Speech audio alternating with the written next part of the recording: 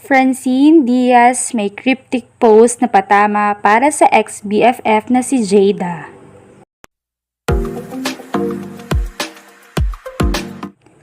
Naging paksa ng usapan ang pagkawasak ng binuong pagkakaibigan ni Francine Diaz at Jada Avansado. Ayon nga sa naging interview kay Jada, ay dumaan talaga sila sa hindi pagkakaunawaan ni Francine. Kahit pa nga super close sila at talagang mag-best friend, ay hindi nila naisalba ang kanilang pagkakaibigan at nauwi nga ito sa pagkasira. Madami ang nanghinayang sa friendship ng dalawa.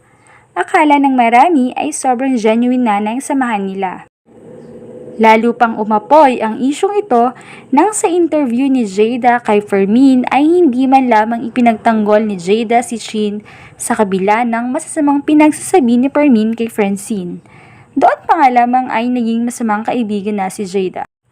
Kaya naman, bagaman hindi pa nagsasalita si Francine tungkol sa issue ay patuloy ito sa kanyang career. Subalit, nagpakawala nga ng cryptic post sa kanyang Instagram story si Chin.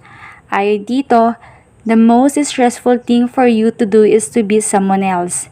And the easiest thing for you to do in the world, to be yourself. Agad naman itong ikinonekta ng netizens kay Jada na ngayon ay patuloy sa pagpapaangat ng karir sa pagkanta.